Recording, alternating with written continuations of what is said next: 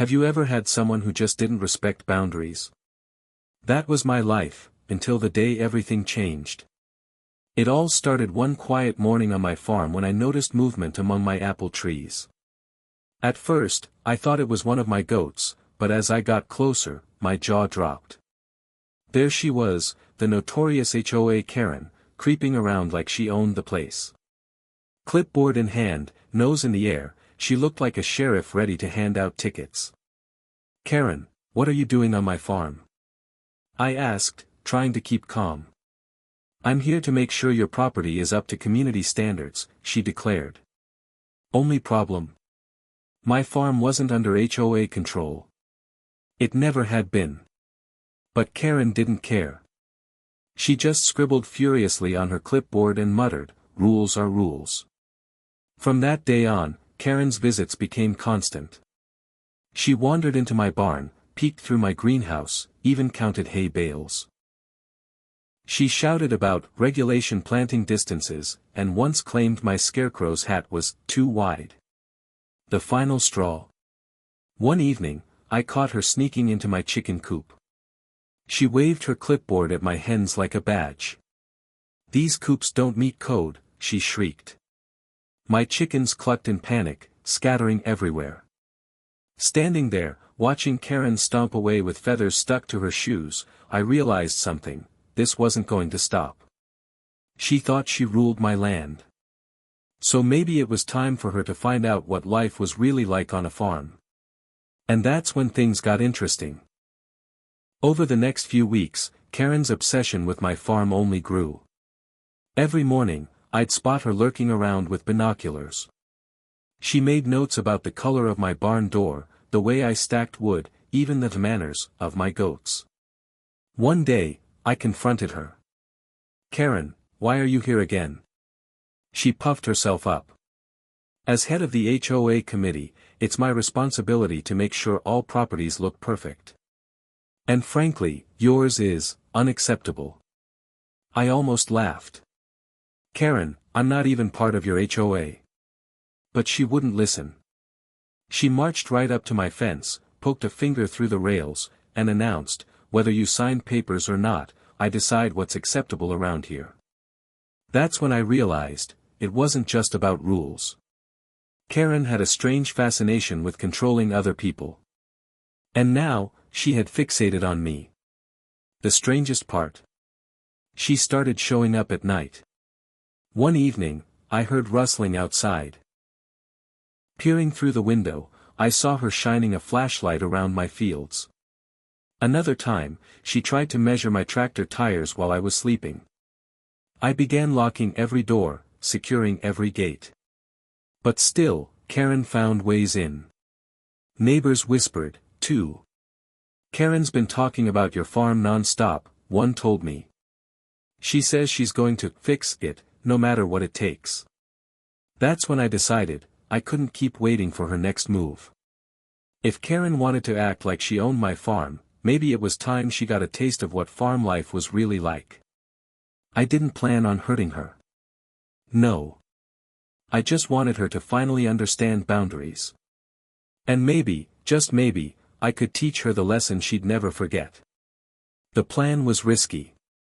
But after watching her trespass for the 100th time, clipboard raised like a sword, I knew there was no going back. Karen was about to find herself in a situation she never expected. I spent the next few days preparing. My farm had plenty of fences, gates, and pens. All I had to do was guide Karen into one of them. So I set the stage. In the goat pen, I left the gate slightly open. Inside, I placed a stack of rule violations I'd written in big, bold letters, just to bait her. If there was one thing Karen couldn't resist, it was paperwork. Sure enough, it worked. The following morning, as I was fixing the tractor, I saw her. Karen crept across the field, eyes locked on the papers fluttering inside the pen. She muttered to herself, "Unacceptable, violations everywhere." I held my breath as she stepped inside, clipboard at the ready. The goats looked at her like she was some alien invader. She shooed them away, muttering, "Out of my way." I'm on official business. Then came the moment I'd been waiting for. She reached the papers, bent down to inspect them, and I quietly closed the gate behind her. Click. Karen froze. Slowly, she turned to see me standing there, arms crossed. "What are you doing?" she snapped. I raised an eyebrow. "Funny, I was about to ask you the same thing." Her face went red. "You can't keep me here. I'm the HOA president." I smirked. "Well, welcome to the farm, Karen. Since you love being here so much, why don't you stay a while?" The goats bleated in agreement, circling around her. She waved her clipboard like a shield, but the reality sank in, she was stuck. Karen had just trespassed her way into becoming part of the farm itself. At first, Karen tried to act like she was still in charge. "I demand you let me out this instant," she barked, scribbling furiously on her clipboard. But the goats weren't impressed. One of them nibbled at her pant leg, another tried to steal her pen. She shrieked, "Unhand my paperwork, you filthy animals." I leaned on the fence, hiding a grin. "Looks like the goats don't recognize your authority." For hours, Karen stomped around the pen, lecturing the animals about property codes and behavior regulations. The goats, of course, didn't listen. They just bleated louder, chewing hay and head-butting each other. Finally, Karen sat down on a hay bale, hair frazzled, blouse covered in dust. "This is barbaric," she muttered. "How do you live like this?" I shrugged. "This is farm life. You've been trespassing for weeks, figured it's time you experienced it firsthand." She shot me a glare. "You'll regret this." But something strange began happening. As the hours passed, Karen grew quieter. The goats circled her like curious neighbors, sniffing and nudging. Instead of yelling, she sighed and pushed them away gently. At one point, I even caught her feeding them bits of hay. Still, she refused to admit defeat. "This doesn't change anything," she huffed. "Your farm is still a mess." But the cracks were showing. She wasn't the iron-willed HOA tyrant anymore. For the first time, I saw a flicker of doubt in her eyes, like maybe she was realizing she wasn't the one in control here. Little did I know, this was only the beginning of her transformation. By the next morning, Karen had clearly decided she wasn't going to take this farm imprisonment lying down. She was pacing the goat pen like a drill sergeant, barking orders at animals who couldn't care less. "You! Stop chewing that fence post. And your bleating is violating noise ordinances." The goats blinked at her, chewed slower, and bleated louder. I swear, they were mocking her. When I walked by with a bucket of feed, Karen practically threw herself against the fence. "You can't keep me here forever. Do you realize who I am?" "Oh, I realize," I said calmly. "You're the woman who trespassed on my property a dozen times. Consider this, community service." Her eyes widened. "This is illegal." I smirked. "So is trespassing." She fell silent. For once, she had no comeback. Instead, she slumped onto the hay bale, glaring at me as though sheer willpower could burn a hole through my head. But here's the thing, Karen couldn't resist giving orders. Even in defeat, she needed control. By afternoon, she was drawing up rules for the goats, scratching them onto scraps of paper she tore from her clipboard. Rule number 1, no chewing fence posts. Rule number 2, no excessive bleeding. Rule number 3, hay distribution must be orderly. I almost laughed out loud. The goats, of course, ignored every single one of her laws. But here's the kicker, the more she tried to impose rules, the more ridiculous she looked. Neighbors began to hear about the situation, and soon, a few wandered by just to watch Karen argue with farm animals. "Is she holding a meeting with the goats?" one neighbor whispered. "Yep," I said, shaking my head. And that's when I realized, this wasn't just punishment. This was poetic justice. Karen, the woman who tried to control everyone else's lives, was now stuck trying to boss around creatures who didn't care at all. It was the first crack in her armor. But deeper cracks were about to follow. By day 3, Karen looked different. Her perfectly styled hair was messy, her crisp blouse had hay stuck to it, and her polished shoes were caked with mud. She no longer looked like the queen of the HOA, she looked like just another tired soul trying to survive farm life. At sunrise, I brought her some bread and water. She didn't even argue. She just took it silently and sat on the hay, staring at the goats. For a long moment, she said nothing. Then, quietly, she asked, "How do you do this every day?" The question surprised me. Karen never asked questions, she only gave orders. "What do you mean?" I asked. She sighed. "All this work, the animals, the fields. It never ends, does it?" I shook my head. "Nope. That's the farm life. Hard, but honest." For the first time, Karen didn't roll her eyes. She didn't argue. She just sat there, thinking. That night, something unbelievable happened. As I was heading to bed, I looked out at the pen and saw Karen feeding the goats without being asked. She was talking softly to them, almost like she was enjoying it. "Don't get too comfortable," I teased. "They might elect you as their new HOA president." Karen shot me a glare, but there was a tiny smile at the corner of her lips. And that's when I knew, the woman who had spent her whole life bossing people around was finally beginning to understand something bigger than herself. But what I didn't know then was that Karen's change of heart was about to be tested, and the ending would be more dramatic than I ever imagined. Just when I thought Karen was softening, she surprised me.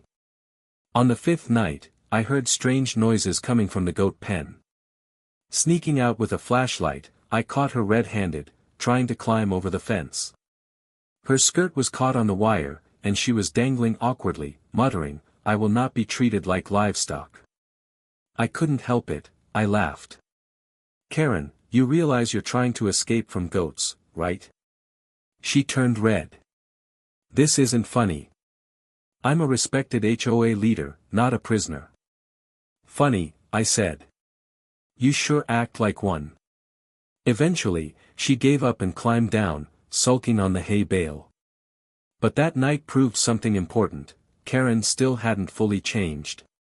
She was stuck between her old self, the tyrant with the clipboard, and a new self she didn't yet understand. The next morning, she didn't fight me. She fed the goats. She refilled their water. She even cleaned up the mess. But every so often, I'd catch her staring at the fence, like she was still plotting her way out. It was like watching a battle inside her.